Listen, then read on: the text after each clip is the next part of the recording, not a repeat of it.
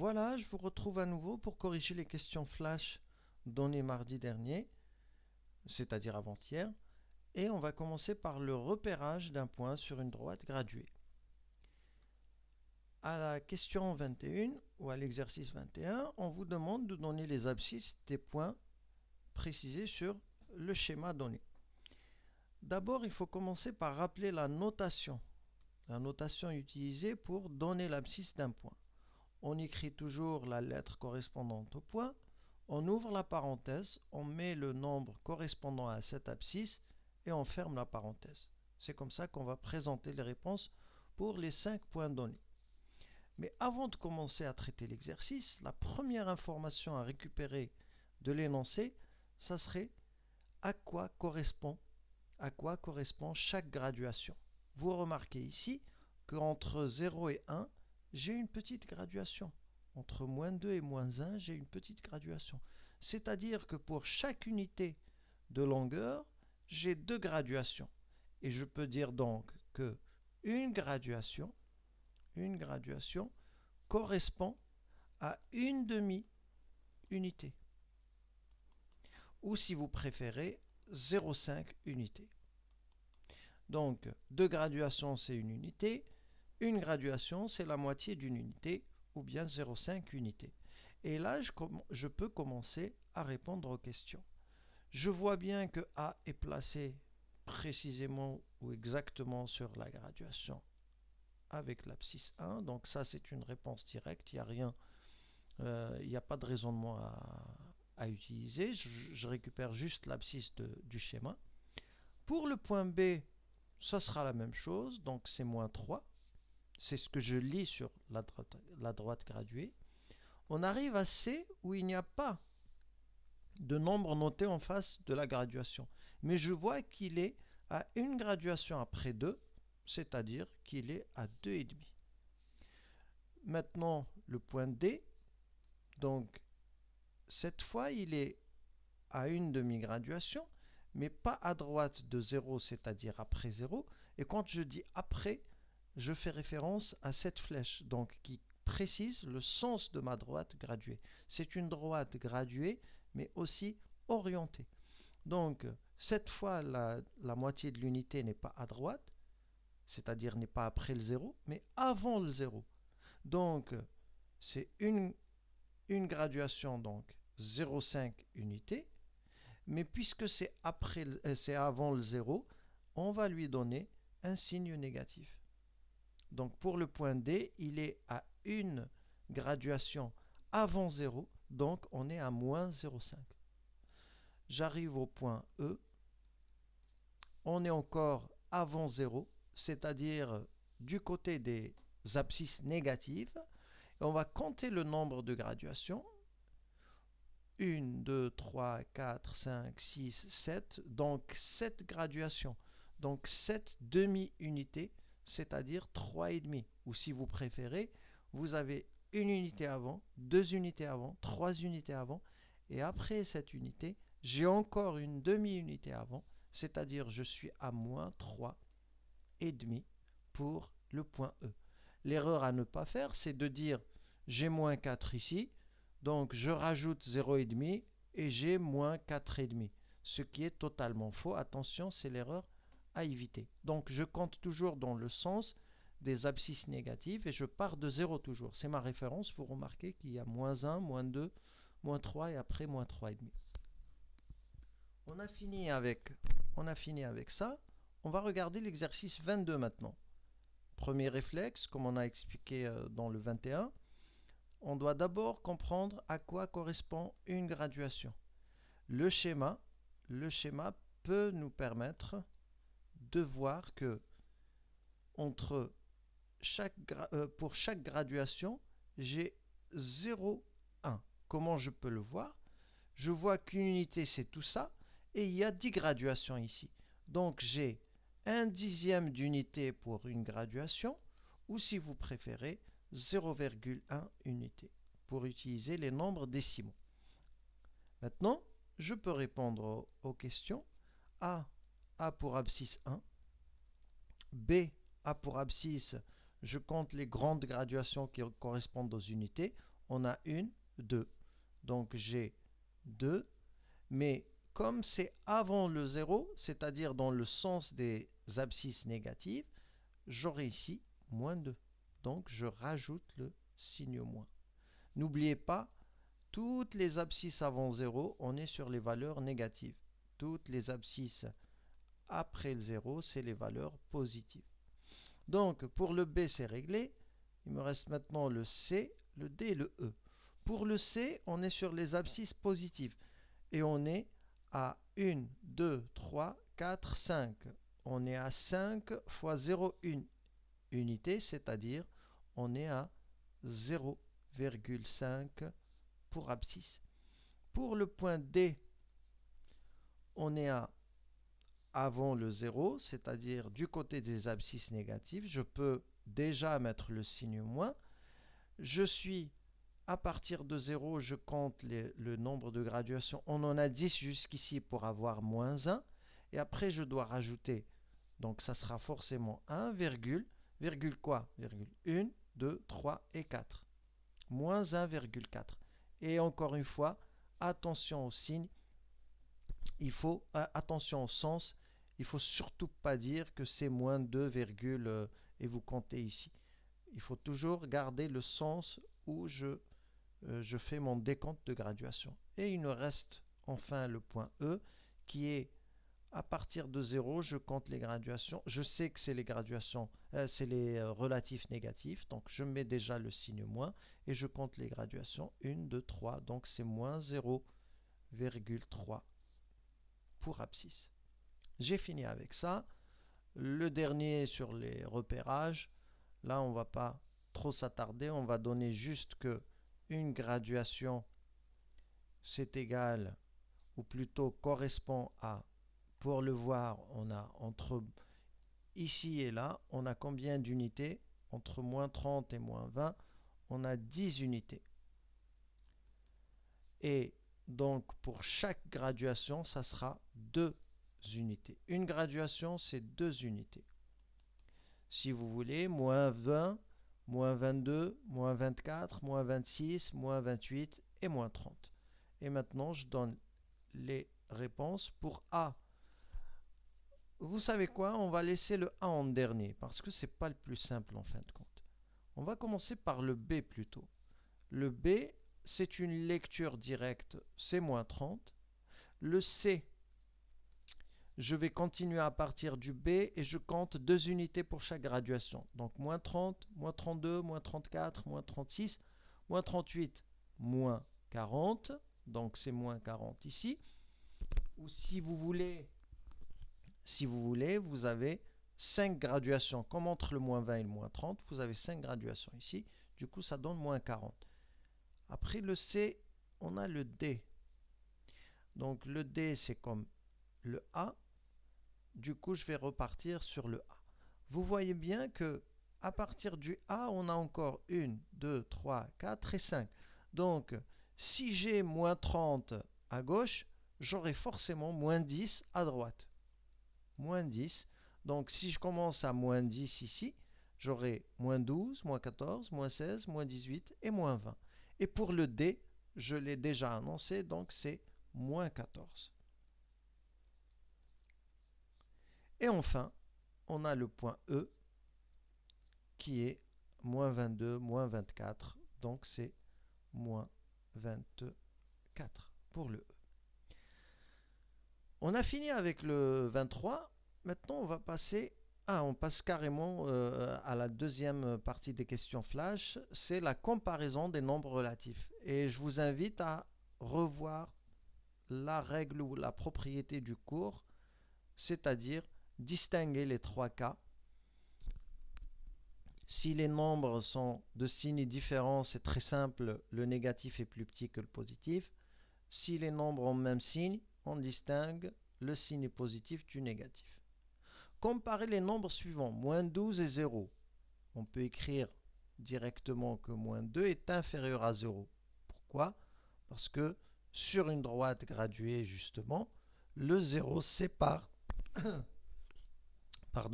le 0 sépare les abscisses positives et les abscisses négatives.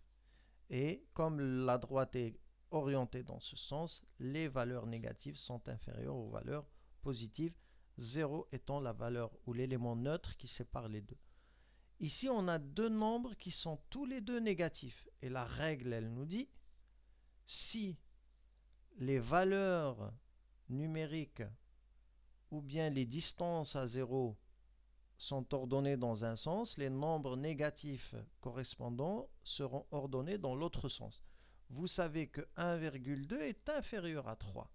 Donc forcément, moins 1,2, puisqu'on met un signe négatif, sera supérieur à moins 3. Et je vous invite à chaque fois à faire une petite vérification sur une droite. Donc vous mettez, vous savez que là c'est moins 1, moins 2 et moins 3.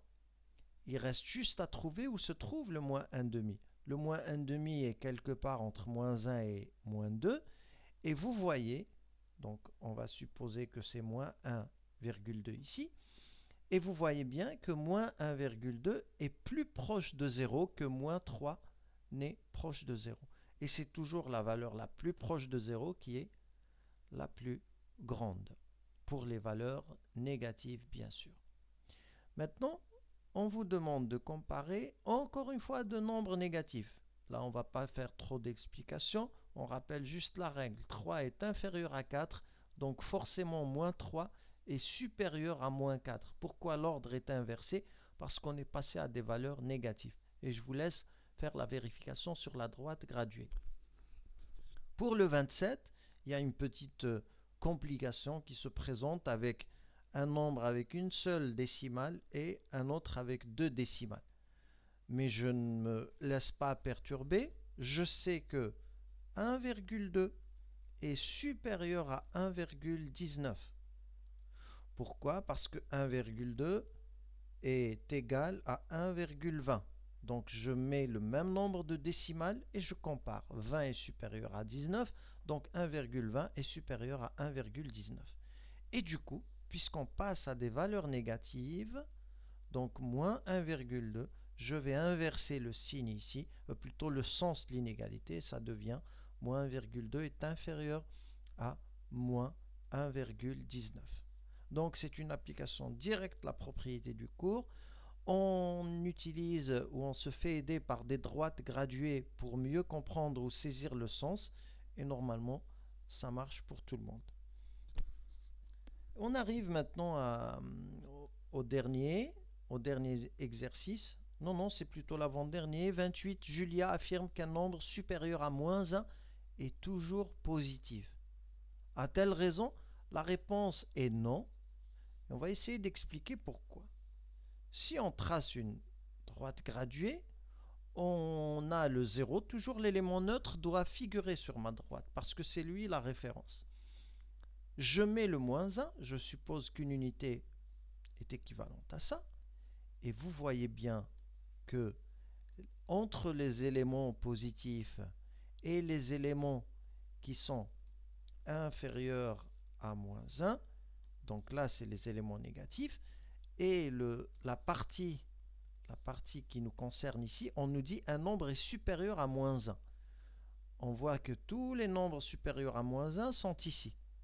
Mais vous voyez bien qu'il y a une petite partie qui contredit la phrase de Julia, puisque tous les nombres qui sont là sont supérieurs à moins 1, mais font partie des nombres négatifs. Donc on va dire non. La réponse donc est non. Et pour justifier, on va donner ce qu'on appelle un contre-exemple. Un contre-exemple est un exemple particulier qui permet de dire ou d'affirmer qu'une affirmation est fausse. Là, on va dire, pour un exemple, on va donner un nombre du coup qui est entre 0 et moins 1. On va donner par exemple moins 0,5.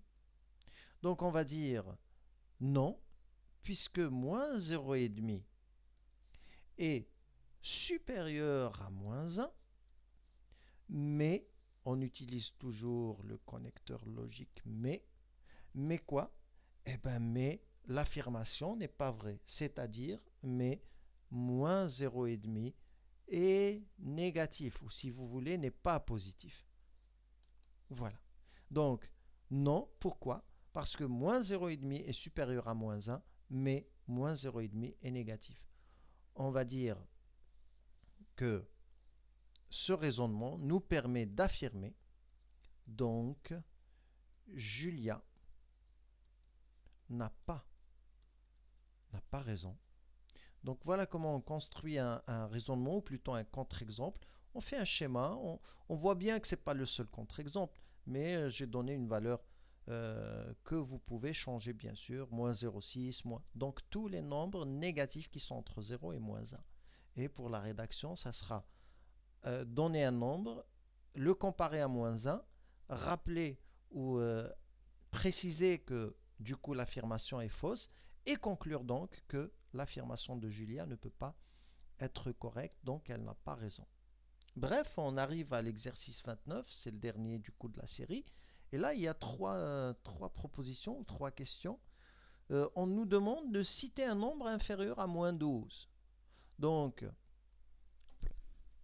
pour donner un nombre inférieur à moins 12, il me suffit de tracer une droite graduée. Je mets mon 0, je suppose que moins 12 est ici. Je sais qu'entre 0 et 12, il y a tous les nombres entre 0 et 12. Donc ici, juste avant, j'ai le moins 11. Juste après, j'ai le moins 13. Et du coup, un nombre inférieur à moins 12, je vais donner directement moins 13. Maintenant, est-ce la seule réponse possible? Bien sûr que non, puisque je peux donner aussi moins 13,5, donc qui est juste ici. Je peux donner moins 12,1, qui vient juste après le moins 12. Mais vous me direz, juste après moins 12, ce n'est pas forcément moins 12,1. Eh bien, je vais donner moins 12,01. Et on peut chercher à trouver des nombres différents, divers et variés de cette façon. L'essentiel, c'est de ne pas donner un nombre. L'erreur qu'on va chercher à éviter, c'est de donner par exemple moins 11. Ça, c'est faux parce que 11 est inférieur à 12, mais moins 11 est supérieur à moins 12. Moins 11 est plus proche de 0 que moins 12. Et puis, on a dit que la règle nous impose d'inverser le sens de l'inégalité quand on passe des valeurs numériques, plutôt des distances à 0 vers les valeurs négatives. Citer un nombre compris entre moins 5 et 3. Eh ben, je vais effacer ça et je vais remplacer. Donc, ici, je vais mettre moins 3. Ici, je vais mettre moins 5 et la réponse coule de sens. On a moins 4 qui est là. Encore une fois, est-ce le seul nombre compris entre moins 5 et moins 3? Pas du tout. Moins 4 est un nombre qui n'est pas, dont la valeur numérique est plutôt, dont la distance à 0 est une valeur entière, mais je peux donner aussi moins 3,5. Je peux donner moins 4,5, etc. Je peux donner des valeurs, bien sûr, décimales. Et le dernier exemple, citer deux nombres entiers qui encadrent moins 3 quarts, eh bien, je vais encore une fois utiliser la droite graduée que j'ai tracée au départ. Je vais mettre moins 3 quarts, moins 3,4 ici, et je vais me dire quel est le nombre relatif qui vient juste avant, donc plus proche de 0, ça sera moins 3, et celui qui vient juste après, donc j'ai moins 3, moins 3,1, 3,2, 3,3, 3,4, et je continue comme ça jusqu'à moins 0,4. Et pour répondre correctement, je vais écrire l'encadrement dans le langage mathématique correspondant, c'est-à-dire utiliser les signes inférieur et supérieur, et je vais mettre donc moins 3 quarts, et compris entre quoi? Entre moins 4 et moins 3.